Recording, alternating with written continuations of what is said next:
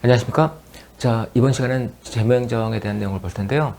재무행정을 여러분 많이 어려워하시는데, 재무행정의 기본적인 틀, 그 다음에 프레임 잡고요. 그 다음에 기초 개념들, 그 다음에 맥락, 마인드 이렇게 잡는 걸 목적으로 가고 있고요.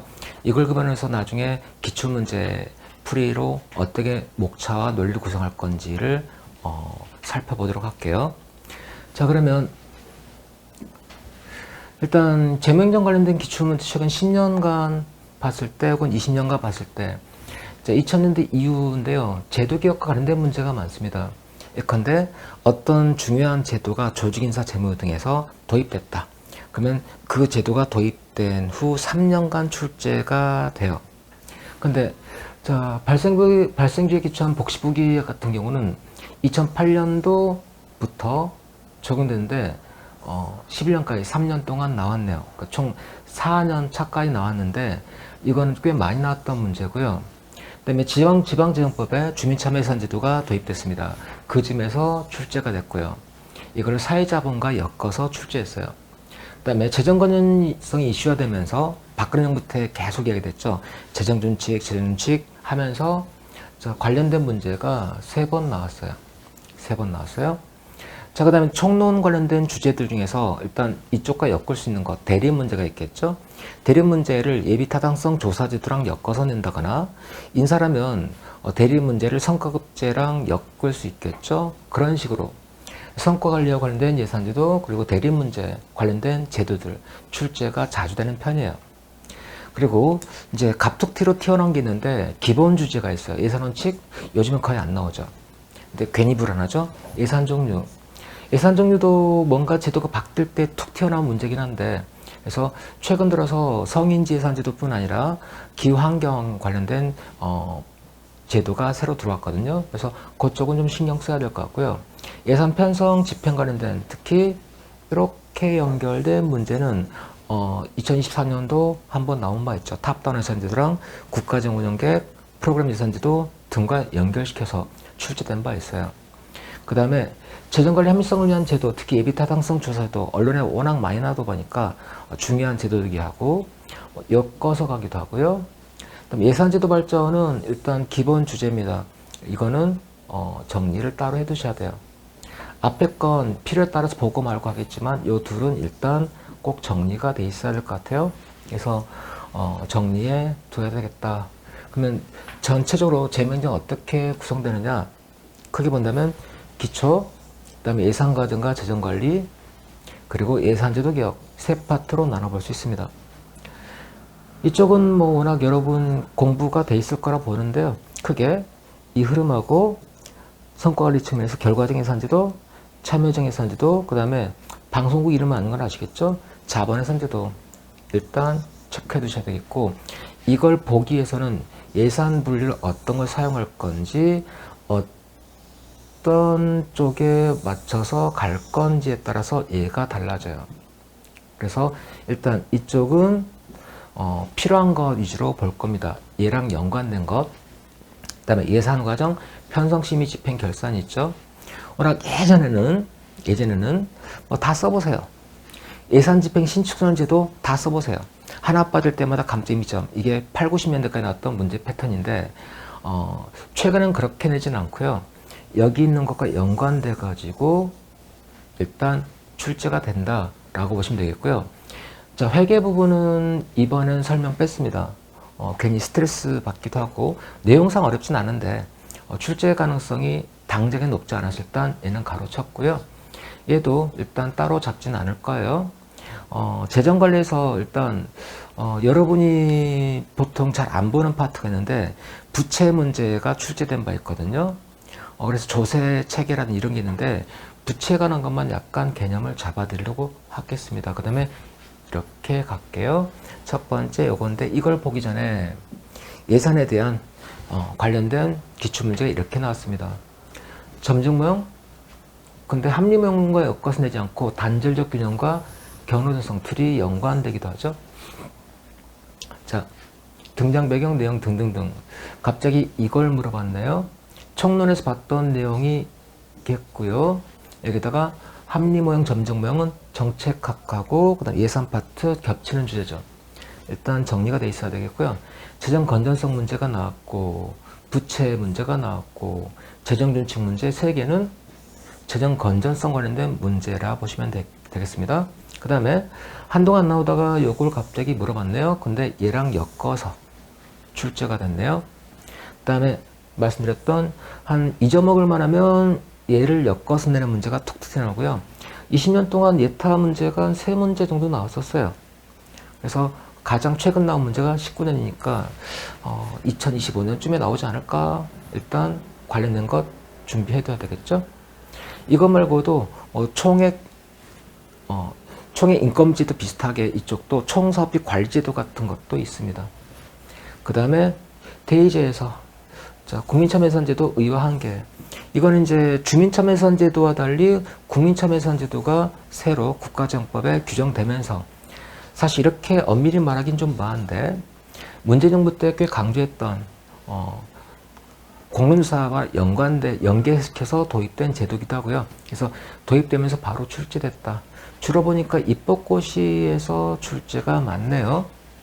5급 공채보다는. 자, 그러면 재정이란 재무장 관리 활동입니다. 그러면 예산과 결산 회계, 기타 재정 관리를 위한 제도들이 있어요. 예산이란 계획입니다. 얼마 걷고 얼마 쓸 건지에 대한 예정적 수치로 보여주는 거예요. 따라서 이건 추계입니다. 이 정도 수입이 일 거고 이 정도 지출될 거다. 결산은 확정적 수치로 보여주는 거예요. 그리고 예산 국회 승인받아야죠. 결산도 승인받아야죠. 어쨌든 예산은 이렇게, 결산 이렇게 된다. 예산은 계획이다.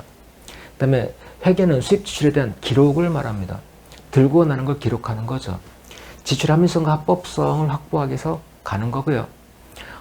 계정, 여러분 명의로 주식 투자할 때 여러 명이 계정을 만들죠.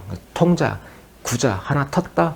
그 계정이라고 보시면 돼요. 그 계정에다가 적어서 기입한다, 계리한다, 계상한다, 적어서 올린다 라고 표현합니다. 그 다음에 정부 예산의 경우는 계획인데 가계와 좀 달라요. 가계는 수입을 먼저 계량합니다. 그리고 지출을 결정해요. 근데 정부는 자, 수입이 없다고 안 쓰겠다. 현 정부가 그렇죠? 그게 아니라 정부는 돈 없다고 국방 안 할 거냐고요. 소방 운영 안 할 거냐고요. 그 말과 똑같아요. 지출에 대한 행정수를 먼저 파악해야 돼요. 그리고 얼마를 거둘 건지를 결정하는 게 일반적입니다. 일반적입니다. 참고로 이걸 알아두시고, 자, 그러면 국가재정 구조, 편의상 구조라고 일단 잡았는데요. 정부가 어떻게 재정을 운영할 거냐에 대한 기본 틀을 잡아야 되겠죠. 예산 종류, 사업 종류별로 예산 종류가 나오는데 사업별로 자, 일반회계 예산이 있어요. 자, 행정청들 운영할 때, 경찰청이다 운영할 때 일반적으로 어떻게 예산과 회계를 운영할 거냐라는 거예요. 그러면 이거는 입법부의 통제가 강하게 들어가 있어야 되겠고요. 그 다음에 중앙예산기관 위쪽에 있죠. 각 부처가 돈을 마음대로 못 쓰게 관리가 돼야 돼요. 통제가 가능해야 돼요. 그런 맥락에서 또 재정 건전성을 위해서 카드 돌려막기 안 되겠죠? 미리 내년도 수입을 끌어와서 쓸게요도 막아야겠죠? 그래서 재정 건전성을 위해서는 회계연도 동원칙이 중요합니다. 자, 올해 지출은 올해 수입으로 충당하세요를 기본 원칙으로 하고 있어요. 넘기지 말고 끌어오지 마세요. 넘기지 말고 끌어오지 마세요. 이게 회계연도 동원칙입니다. 그 다음에 국고는 통일적으로 관리돼야 됩니다. 어차피 내가 쓸 거니까 보건복지부입니다. 내가 돈 걷어 쓸게요. 아니, 수입과 지출을 연계시키지 말 것. 핵심은 돈 따로 관리하지 말 것. 모든 수입은 국고에 들어가고 국고에서 기재부에서 자, 너네 얼마 쓸 수 있습니다 라고 해주면 그때 돈을 쓸 수 있다라는 이야기예요. 그래서 예산 배정을 따로 해주는 게 그런 얘기가 되겠죠. 국고 통일성 원칙입니다. 그 다음에 장부가 여러 개면 돈이 막 왔다 갔다 하죠. 전입금, 돈출금. 중복이 막 생기고요. 통제가 어려워져요. 그래서 하나로 편성하세요. only one. 하나로 편성하세요. 그 다음에 자, 지출이든 수입이든 누락분이 있으면 안 돼요. 모두 다 계상하세요. 완전히 모두 포함시켜서 빠뜨리지 마세요라는 게 완전성. 그래서 뭐 두 문자 따올 때 완단통 외우시는데 그보다는 개념을 이해하셔야 되겠죠. 이렇게 운영되는 것 일반의 계산입니다. 그런데 우체국은 어떨까요? 우체국이라는 정부기업이 있어요. 정부기업이 있어요. 우체국입니다. 네 가지가 있죠. 양국관리, 우체국의 우편과 예금. 보험 따로입니다. 보험 따로 있어요. 그 다음에 조달. 네 가지가 정부기업인데 이런 경우.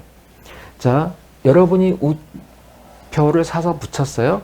그 수입이 있는데 이 수입이 절이 들어가 버리면 이 수입으로 우편 발송을 해야 되는데 돈 없다고 기재부가 배정 안 하고 있어요. 어떡하죠? 바로 문제가 생기죠. 그래서 이거는 어디 가느냐?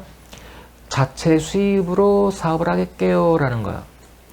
이걸 해서 특별히 재량을 인정할 필요가 있을 때 특별의 계산으로 편성합니다. 여기에는 정부가 특정한 사업을 특정한 자금을 운영할 필요가 있을 때 기타 특정한 세입으로 특정한 세출에 충당하기 위해서 일반에게야 별도로 계리 혹은 운영할 필요가 있을 때 특별의 계산으로 운영합니다. 따라서 돈 따로 관리하죠. 따로 작성하네요. 두 개를 어기는 겁니다. 이게 특별의 계산입니다. 근데 여기까지 예산이에요. 예산이란 자 이렇게 봅시다. 예전에 김연아 전 선수가 이제 학생들 장학금 줄 때 자 수입이 있죠. 광고를 찍었어요. 광고 수입을 이거 가지고 장학 사업을 합니다. 이 방식은 예산으로 가는 거예요. 올해 광고 수입이 많으면 장학 사업도 큰 규모로 가겠죠. 이게 예산이에요. 올해 수입으로 올해 출을 충당하는 게 예산입니다. 그런데 자, 이 방식은 어떨까요? 광고 수입을 적립합니다. 펀드 만들어 적립해요. 그리고 이거를 부동산이든 주식에 투자합니다.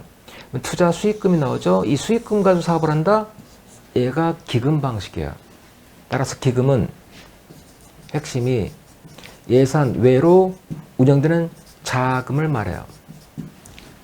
얘랑 좀 비슷해 보이죠? 근데 위치가 예산 쪽이고 예산이 아닌 쪽이죠. 그래서 예산으로 운영 자금인데 여기서 딱 하나 알 수 있는 게 있네요. 예산에 반영이 안 돼 있죠. 기금 관리처가 따로 관리하겠죠. 문화진흥기금, 문체부 장관이 관리합니다. 어기죠. 그 다음에 별도로 편성한 거 아닙니까? 행정 교수들이 여기서 입장에 갈려요. 주관식은 안 쓰면 되는 거겠죠. 단일성 원칙을 어긴다. 어차피 예산하니까 상관없잖아. 그래서 이거는 세모인데요. 객관식에서는 세모로 넣고 푸시고 주관식에서는 그냥 답안지에 안 쓰면 돼요. 이걸 가지고 보시면 일반의 특별의 계산 기금에 대한 정의는 금방 잡을 겁니다. 키워드 잡혔으니까. 그런데 자 조직론 가면 공공기관 운영이라는 법률 있죠. 공공기관이 있어요. 이 경우 독립재산제입니다.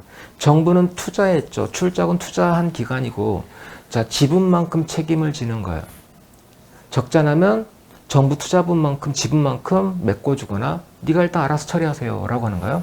이쪽이 적자 나면 국고에서 돈이 들어옵니다. 전입금이라 불러요. 흑자 나면 국고로 돈이 나갑니다. 전출금입니다. 근데 이건 아예 따로 돈주머니를 따로 차고 있어요. 얘보다 더. 그래서 독립재산제고요. 자, 국회 예산심은 여기까지입니다. 그 다음에 통합재정수지도 여기까지 들어가요. 통합예산이죠. 자, 이쪽은 의사의 이사의 의결로 확정짓습니다. 그리고 관련된 법 적용인데요. 일단 국고금 관리법이 있고요. 회계는 회계법이 따로 있어요. 국가재정법은 일반의 계산과 기금에 대한 일반적인 규칙을 갖고 있고요. 그 다음에 특별의 계산은 공기업 특별에게 정부기업 예산법이 적용되고 목적세 같은 거 특별액을 운영하는데 개별법이 있어요. 그 다음에 공공기관 운영법이 적용됩니다. 뭐 이걸 다 외울 필요 없어요. 기본 틀 이렇게 된다. 그리고 주로 행정에서는 여기까지, 재무행정 여기까지 출제된다. 라는 것. 그 다음. 자, 예산 과정인데요. 예산 과정인데, 여러분 생각할 때 집집마다 약간 달라요. 어떤 집은, 자, A라는 친구가 아버지한테 가가지고, 아버지 요거 해도 돼요? 응, 해도 돼. 뭐 엄마한테 가가지고 엄마 아버지가 요거 해도 된다고 하는데 돈 좀 주세요. 진짜 허락 받았어? 예, 맞다니까요. 물어볼 수 있겠죠? 확인하겠죠? 돈을 주는데 돈은 은행에 있죠. 뱅크에 돈이 들어있죠. 그래서 돈을 인출해서 넘겨줍니다. 자, 어떤 집은 엄마가 혹은 아빠가 이 두 역할을 다 담당하게 돼요.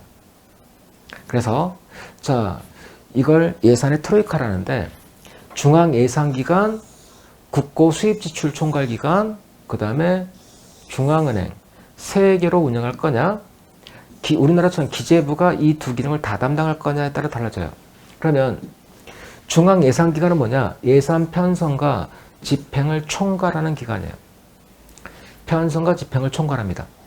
계획을 잡겠죠? 이거 바꿨는데.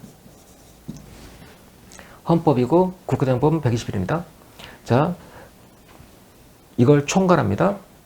계획을 잡고요. 그 다음에 자, 국회 승인 받은 다음에 분기별로 당신네 부처 얼마 쓸 수 있습니다라고 요거를 딱 잡아줘요. 마음대로 끌어다 못 쓰게 잡아줍니다. 공기업관리도 기재부가 합니다. 그래서 공공기관운영법 같은 데 가면은 기재부가 총괄기관으로 되어 있죠. 그 다음에 자, 수입지출은 따로 있습니다. 첫사랑 아이콘 수지 아닌 건 아시겠고 수입과 지출을 총괄한 기관입니다. 보통 일단 미국의 재무부고요. 이제 OMB가 담당하죠. 그러면 수입지출, 회계, 모든 장부는 여기서 관리하고요. 경제정책도 여기서 담당합니다. 그 다음에 국유자산 같은 것도 자산관리 모두 이쪽이에요. 우리나라는 둘이 통합되어 있으니까 요거 각각을 설명하세요라는 문제는 안 나오겠죠? 그 다음에 자, 결산은 결산서 누가 작성할까요? 장부는 수지총괄기관이 갖고 있으니까 당연히 중앙예산기관이라 여기에서 결산서를 작성하게 됩니다. 그 다음에 결산 작성한 다음에 감사원의 감사를 받고 국회로 넘기겠죠? 근데 돈은 어디 있다? 중앙은행에 있어요. 국고의 지저스 크라이스트 아니고요. 예금과 수납을 담당하는 기관. 경제학에서 최종 대부자다 뭐 등등등 있지만 일단 여기서는 예산에서는 예금 수납을 담당 기관으로 중앙은행이 있습니다. 자, 세 기관 따로 구분한 건 왜 그럴까요? 아무래도 상호 견제를 위해서. 돈은 여러분의 혈세, 피 같은 돈인데 마음대로 쓰지 못하게 이렇게 구분한다.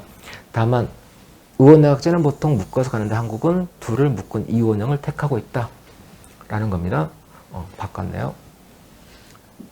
자, 여기까지 우리가 예산 구조하고 재정 구조하고 그다음에 예산 과정에 대한 기본적인 틀을 잡아드렸어요. 일단 여기에 깔려 들어간다는 것. 자, 그 다음에 뭘 볼 거냐면 예산 운영에 대한 기본적인 틀에 관한 건데요. 예산 규범과 기능입니다. 예산이란 한정된 자원의 배분에 관한 거야. 그러면 한정된 자원을 누구한테 줄 거냐? 가치 배분 성격이 있죠. 낭비가 있으면 안 되겠죠.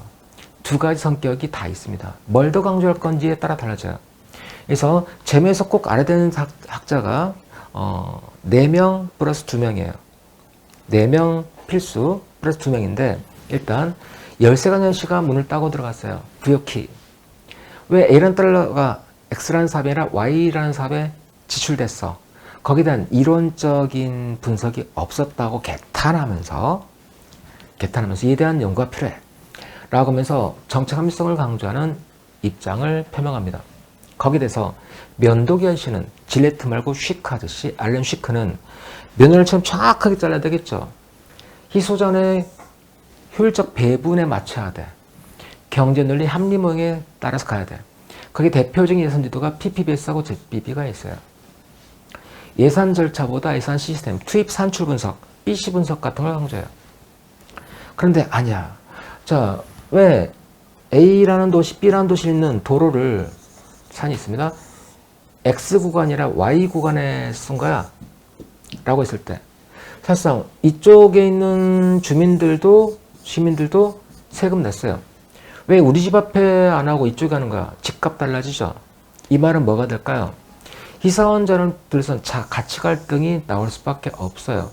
따라서 정책 합리성, 다음에 갈등, 경쟁한 집단 등을 합의 가능성이 좋은 결정인지 좋은 해석인지 아닌지를 좌우한다. 밀다브스키. 린드블럼도 이쪽이긴 하지만 린드블럼은 예산에 대한 분석은 없었고 밀다브스키만 기억하시면 돼요. 아론 밀다브스키. 대표적으로 LIBS하고 PBS가 여기에 속합니다. 그리고 기술적 정확성, 이 기술은 아트 사이언스 기술 아니고요. 디스크립션, 기록 서술하다.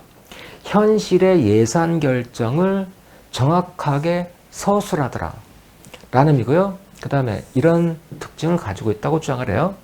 기타 공공선택론도 적용되죠. 자, 일단 요거는 기본 문제입니다. 요 두 가지 앞에 2015년도 나온 것 확인하셨죠. 갑툭튀로 다시 나올 수 있다는 것. 보통은 둘을 비교한다. 보통은. 근데 최근에 이제 이런 거 말고 점증 합리 말고 이제 갑자기 급변이냐 점증적 변화냐 급변을 설명하는 게 바로 단절적 균형 같은 게 있어요. 견원성은 단절적 균형도 나오지만 동투적 균형도 있거든요. 그래서 그 개념은 예산 변화에 있어서 합리모형 급변인데요. 그런 합리모형에 따른 급변이 아니라 단절적 균형 같은 게 있더라. 이제 그런 식의 설명이 최근약이에요. 최근약인 그 다음에 덧붙여서 가야 되겠죠? 예산의 정성은 어렵지 않으니까 넘어갈게요. 이제 이번 시간에 제가 해드리고 싶은 건, 자, 이 정도는 알아서요. 개혁이 필요하다. 합리모형이 타당합니다. 적실성이 있어요. 대규모 국산 아무래도 이렇게 가야 되겠죠. 운영에서는 점진적으로 갈 수밖에 없더라. 그 다음에 총액을 결정한다. 합리모형 쪽으로 가요. 근데 경직성 경비가 많으면 변동폭이 크진 않죠. 전체 예산 중에서 이 정도가 경상 지출입니다. 이 정도에서 변화되죠. 소폭 변화 따라서 점진적으로 운영된다는 거고요. 순수공공자, 준공공재의 경우, 자, 순수공제 국방을 집어넣어 보세요. 그러면 이거는 정치적 타협, 그건 아니죠. 그래서 얘가 경제 논리 입각에서 간다면 합리모형. 공제는 상대적으로 정치 논리가 작동되더라. 참고로 문장 찍고 지나가시면 됩니다. 자, 예산이 갖는 기능입니다. 여기 보통 교과서 4가지가 적혀 있어요. 이 중에서 일단 얘는 가볍게 보시되 뭔지는 알아주시고 얘들은 체크하셔야겠죠. 먼저 법적으로 본다면 예산은 입법부가 행정부에 대해서 재정권을 부여하는 법 형식이다 라고 표현해요. 재정권은 뭐가 될까요? 돈을 거둘 권리, 쓸 권리, 관리하는 이 모든 것들. 그래서 재정권을 부여하는데, 따라서 이걸 부여하는 일종의 규범이라고 본다면 법이라는 형식을 가져야 되겠죠. 그래서 영미계는 헌법에 배우셨겠지만 예산법으로 통과돼요. 그러면 일단 일반적인 법률은 권한을 주는 거죠. 정부에 대해서 수권 기능이에요. 예산은 재정권을 주는 거예요. 따라서 법으로 한 번, 예산으로 한 번 각각 승인받아야 됩니다. 다시 말하면, 자, 법률이 통과됐어요. 65세 이상 노인들에 대해서 정부가 매달 교통비 10만 원씩 지급한다라고 법을 새롭게 개정해서 올렸다 칩시다. 통과됐어요. 근데 이 법 시행일이 7월 1일부터입니다. 근데 2025년 가정해 봅시다. 24년? 자, 2024년 예산은 이미 통과됐어요. 근데 새로 법이 통과됐어요. 법률에 의해서 집행, 지출 안 됩니다. 추경 다시 편성해야 돼요. 다시 말하면 법률로 예산을 변경할 수 없고 예산으로 법률을 변경할 수 없어요. 법에 근거 없는 수입 지출은 불법이 되는 거고 법에 근거 있지만 예산으로 통과 안 되면 지출 자체가 불가능합니다. 그래서 2번 승인받고 결산할 때 사후 승인 또 받아야 돼요. 사전 2번, 사후 1번. 그래서 국가 채무부담행위는 예산에 반영 안 된 것, 법률에 근거가 없는 것. 자, 국가 채무부담행위는 습권에 관한 겁니다. 따라서 실제 지출할 때는 다시 예산에 반영해야 되겠죠. 그런 식으로 연결됩니다. 정책 기능은 어려운 거 없으니까 넘어가고요. 머스그레이브, 자, 4번째 사람이 나왔네요. 머스그레이브는 예산의 경제적 기능. 이 사람은요, 재정학과 연관된 사람이죠. 후생경제학자이기도 하고요. 자, 보면 자원 배분 기능이 있고요. 자원배분 효율성을 확보해야 되겠죠. 시장 실패 교정 기능이 있습니다. 소득 분배 기능이 있어요. 형평성을 확보해야 되겠죠. 그 다음에 경기 조절 기능이 있어요. 경기 안정이죠. 다만 개도국에서는 성장 기조로 예산을 편성하죠. 참고로 개도국은 이런 기능이 강조된다면 선진국은 이 기능이 강조되죠. 한국에서는 이쪽인 것 같아요. 선진국이라고 말하면서 개도국형 예산으로 운영하네요. 어쨌든 기본입니다. 기본입니다. 행정적으로 본다면 자, 알렌 쉬크입니다. 알렌 쉬크. 이 사람은 자, 중앙예산기관이 어느 부분에 초점 맞춰서 운영할 건지에 대한 예산 관리에 대한 기능이에요. 근데 행정교과 상당수는 재명령 교과서 그렇고 입법 통제라고 표현하고 있거든요. 일부 책에서. 근데 엄밀히 말하면 중앙예산기관이 관리할 때 어디에 초점 맞출 거냐? 통제에 맞출 거냐? 아니면 관리 효율성에 맞출 거냐? 아니면 기획의 합리성에 맞출 거냐? 기본 3개입니다. 나중에 ZBB가 나오면서 감축관리가 추가됩니다. 원래는 통제, 관리, 계획이에요. 이리 갈수록 기획의 합리성 멀어지고요. 이리 갈수록 통제는 어려워집니다. 그러면 크게 3개로 나누는데 관리 기능에서 PBS, ZBB, MPB 다 이쪽이에요. 결과지향 예산도 다 이쪽입니다. 모두 관리 쪽이죠. 그래서 각각 통제수단, 효율적 관리수단, 계획을 통한 합력 자원 배분 기능 이렇게 맞춰집니다. 그런데 자 20세기 후반 가면서 예산 운영 기조가 바뀌죠. 그래서 소위 쉬크가 말한 신운영 규범이라고 표현하는데요.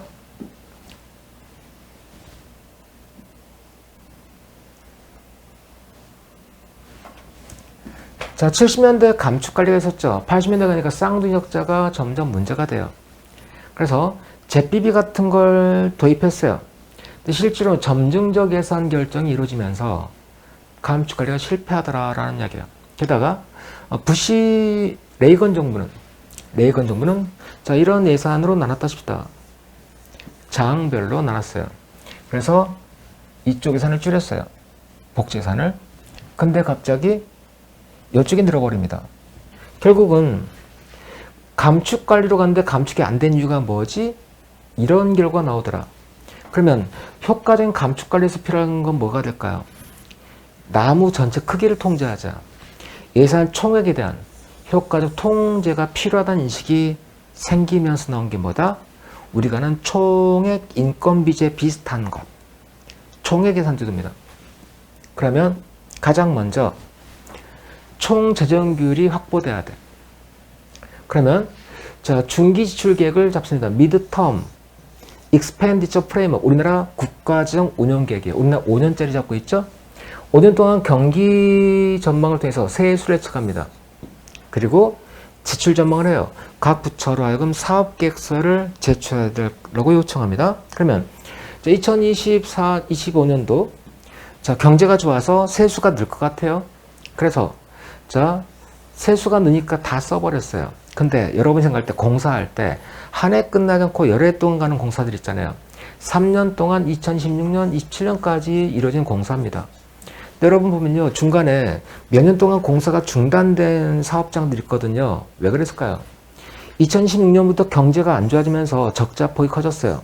사업을 중단해야 되겠다. 이런 문제가 있는 거거든. 그래서 어떻게 하지? 그래서 세수 예측과 지출 전망을 통해서 그러면 내년도 각 부처 총에서 모든 부처 총 얼마 쓸 수 있다라고 먼저 이걸 잡아요. 그리고 단연도 예산을 포함하는 지출 계획을 잡습니다. 그리고 이거를 각 부처 각각의 하려는 게 있겠죠? 그러면 당신네 부처 얼마 쓸 수 있어요? 각각을 할당해줘요. 각각을 할당해줘요. 근데 보건복지부는 내년도 예산 총 얼마입니다. 잡아줘요. 이때 자 국토개발이다 혹은 외교 빼고 환경문제다 보건 쪽이다 복지산이다 등등등 막 나오겠죠. 각각에 따라서 당신네 이만큼 쓸 수 있다. 이때는 각 분야별 예산 배분에서 효율성이 확보되어야 되겠죠. 자원 배분 효율성. 자원 효율성은요 BC 분석을 통해서 갈 수 있지만 우선순위를 통해서 지출 한도를 도출하고 가는 걸로 갑니다. 그래서 부처 예산 총액을 배정해 줍니다. 배정해 줍니다. 그러면 운영할 때 운영의 효율성이 확보돼야 되겠죠? 그러면 어떻게 관계를 볼까요? 니 알아서 하세요. 단 결과 가져오세요. 라고 가야겠죠. 운영상 효율성, 엑소 효율성과 관련됩니다. 기술적 효율성이라고도 하고요. 차라리 니 알아서 하세요. 단 결과 갖고 오세요. 자, 그러면 여기 있는 A 국장은 농민 소득 증대 프로그램을 담당한다고 칩시다. 그러면 당신 3년 동안 운동을 어떤 일 하고 싶으세요? 이러이런 거 하고 싶습니다. 인사행정 나는 고위공무원단에 속하는 공무원과 성과 계약을 체결하겠죠. 장관은. 그리고 그러면 어디 봅시다 하고 가요. 근데 당신 작년까지 보니까 성과 꽝이던데 이거 쓸데없는데 돈 쓰는 거 아니야? 예산 줄여. 결과를 가지고 통제하겠다는 이야기예요.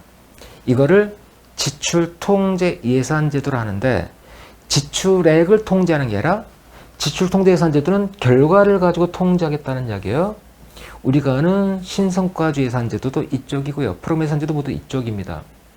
자, 이렇게 가죠. 그러면 총 얼마, 그 다음에 각 부처 얼마, 국별로 얼마, 과단위 얼마.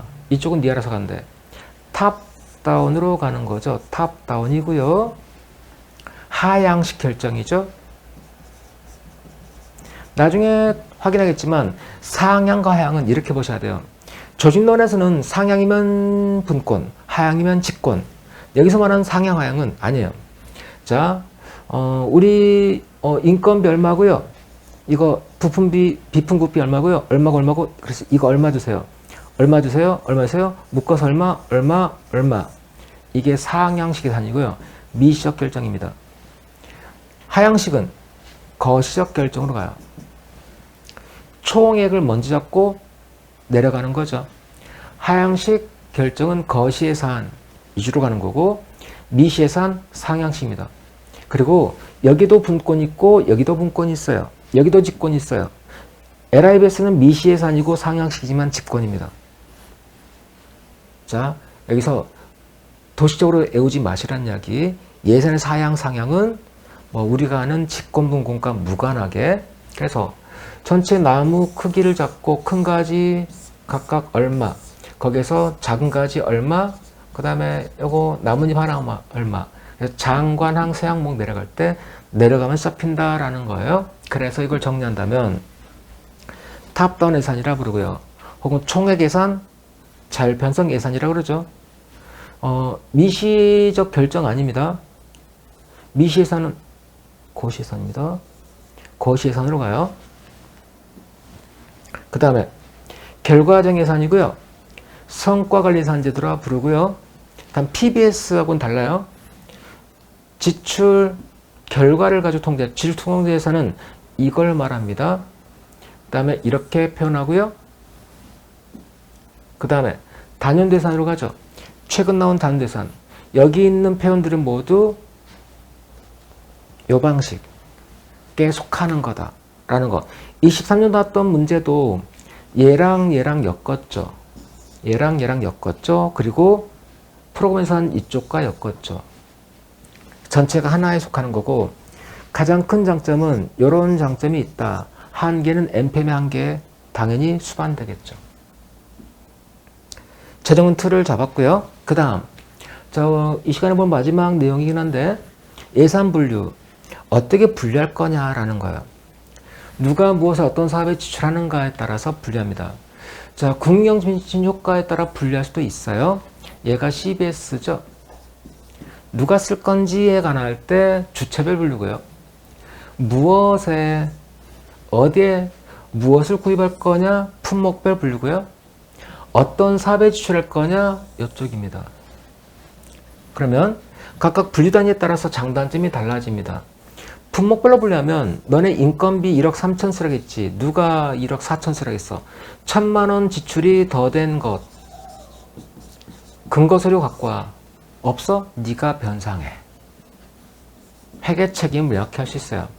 통제 가능성이 커질 뿐 아니라 회계 책임을 명확히 하려면 이 방식은 안 좋아요. 주체별로 분류하면 너 왜 더 썼어? 가능합니다. 근데 통제는 가능하지만 회계 책임까지는 안 나옵니다.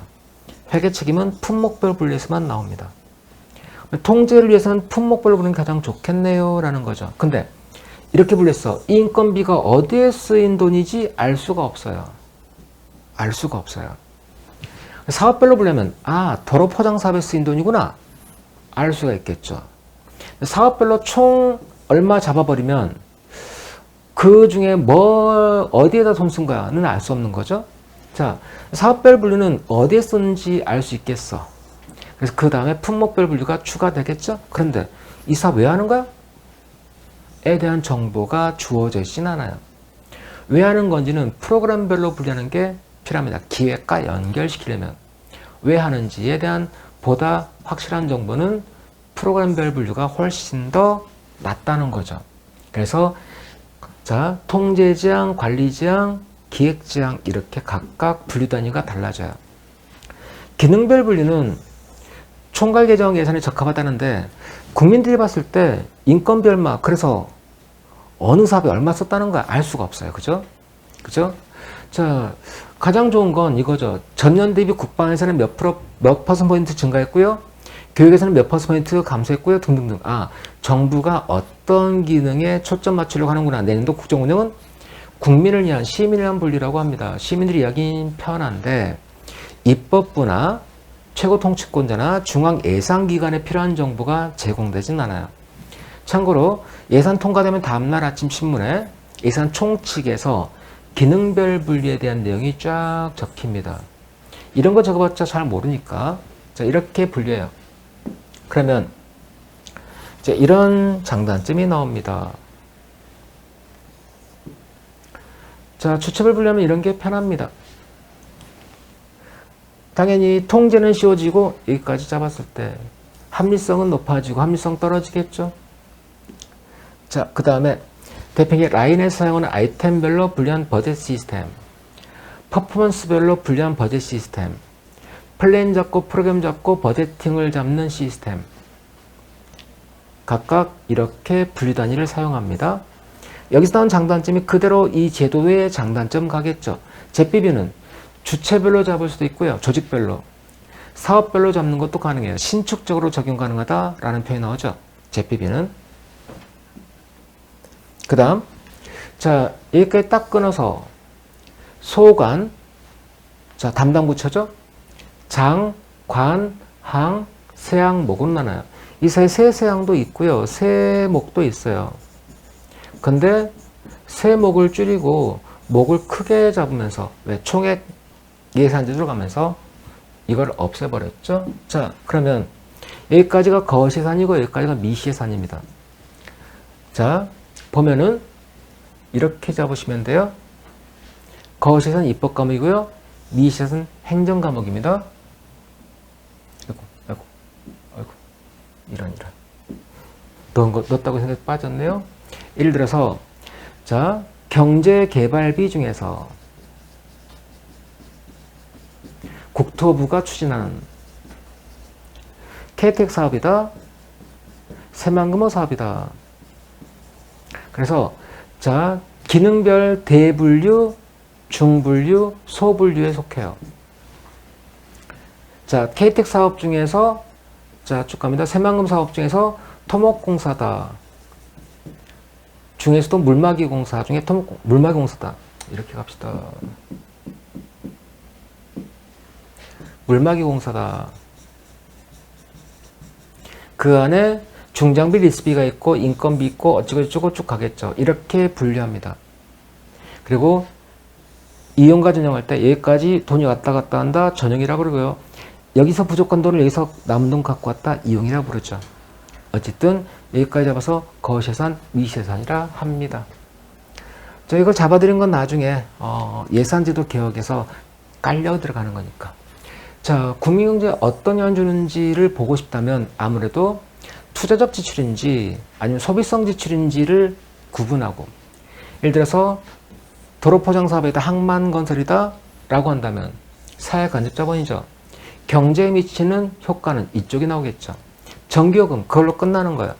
그래서 관서 일상경비, 관세 일상 경비, 그 다음에 투자 지출, 각각 경상 지출과 자본출 나눠가지고 경상예산, 자본예산으로 나눠서 분리 편성한 것 자본예산 제도가 되는 거고요. 여기다 계략적인 효과를 파악할 수 있어요. 세부적인 내용은 아닙니다. 계략적 효과를 파악할 수 있습니다. 이렇게 잡아요. 여기까지 우리가 예산에 대한 그 기초에 속하는 베이스가 될 수 있는 것들 잡아드렸고요. 세부적인 구체적 내용은 일단 나중에 기출문제를 통해서 자세히 보도록 할게요. 다음 시간에는 예산 과정에 대한 내용으로 찾아뵙겠습니다.